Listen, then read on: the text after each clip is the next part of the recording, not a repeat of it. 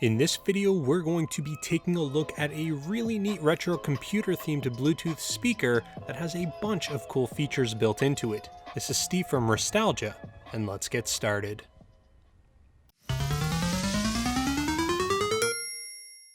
Now, before we actually go ahead and get started, I do want to say a big thank you to Divoom for sending out this device to me for review.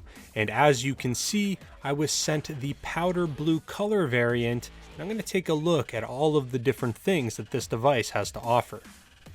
Now, the packaging that this speaker comes in is actually kind of interesting. It's essentially wrapped in a cellophane material and placed inside of a gift bag. And at first I was a little bit taken back by this, but I've since come to appreciate the simplicity of the packaging. Sliding the device out, you simply just need to remove the case from the wrapping. You will notice that the speaker actually comes packaged in a nice little display case with a handle obviously used for portability. Opening the case provides us access to the main unit itself. Nothing else really comes with the device other than a USB-C type charging cable and a small quick start guide and instruction manual.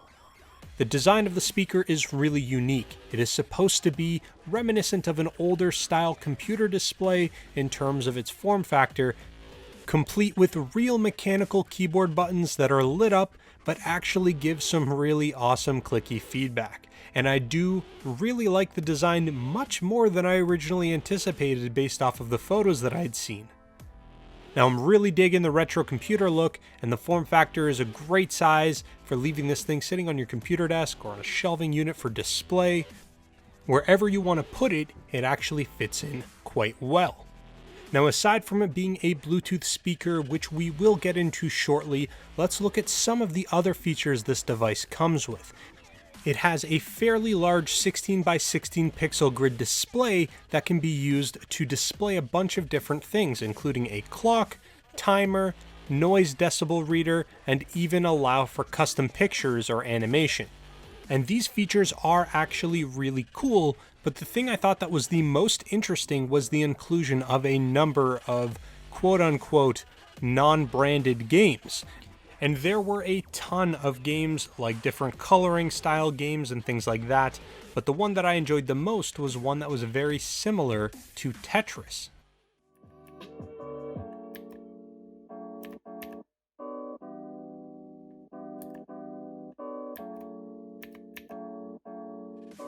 It's just a lot of fun to play, and pretty neat that it was included on the device. Now, one of the other major features this device boasts is the ability to customize the screen display by loading retro 8-bit style images or animations on screen while you have music playing, or while it's being used in more of an attract mode sitting on your desk. Now, Divoom actually has their own application that you can download right to your mobile phone from the iOS store or from the Play Store that actually allows you to search user-created pixel art or even create your own and share them with the community. And you can actually take those images or those animations, wirelessly send them over to the device via the Bluetooth connection, and that's pretty much it. This is a really awesome feature that increases the versatility of the device, but it also allows you to completely customize the display to your own personal preferences. There's a TV show that you like or a certain character that you like, you just search for them, push them over, and then they display whenever you have your music playing. And to me, that's really cool. Now, taking a quick look around the device, on the front we do have our 16 by 16-bit pixel display and our mechanical keyboard layout. You will also notice that there is a little lever that is used as an enter key or an action button. The speaker is located on the very top of the device, so all audio is projected upwards into the room, which does make sense for a device of this size. Nothing special happening on the left side, but on the right side we do have some I/O. And although this device is a Bluetooth-enabled device, Divoom has also included SD card support for those who prefer that method over having a constant Bluetooth connection, or for those who just want to load up their favorite playlist onto an SD card and pop it in. We also have our power on-off button, and finally a USB-C type charging port. The speaker on the top of the device is a 10-watt speaker, which may not sound like much, but it actually does a fairly good job pumping out some reasonably sounding volume. Additionally, on the back of the device we have a passive subwoofer that does an okay job with all the low-end audio. I will say that if you are a bass head, you probably aren't going to like the output on this device quite as much as you would some of the other higher end audio devices in the marketplace. But for the casual listener, or if you're using this device to just provide, some background music to a room or something along those lines, it is certainly more than sufficient. Moving on to sound quality, which is arguably the most important feature of this device, I'd say that it's okay. If you are the type of person who is looking for a super high-end audio experience, you're probably going to want to consider some different options, especially at this price point of about $100 for the device. Here is a small sample of what you can expect from the device in terms of sound quality.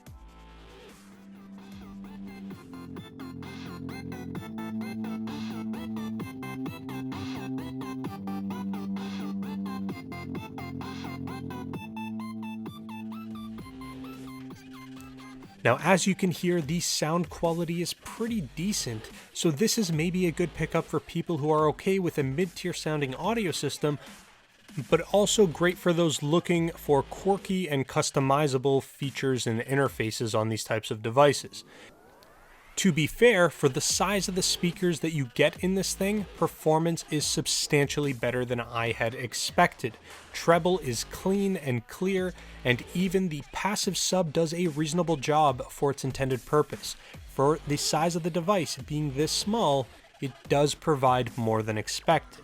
Now, some features included are less than ideal. Those things would be like the built-in microphone. It certainly works, but it's relatively low quality and your voice does not sound that great on the other end of the conversation. And although it does come packed with a 3000 milliamp hour battery that gives you an average of say 8 hours of play depending on what your configuration is, it does take upwards of 4 hours to give it a full charge, which can be kind of annoying, especially if you use this as a portable device. Now, coming around to my final thoughts on this device, it is a fairly cool little speaker that is a lot of fun to customize.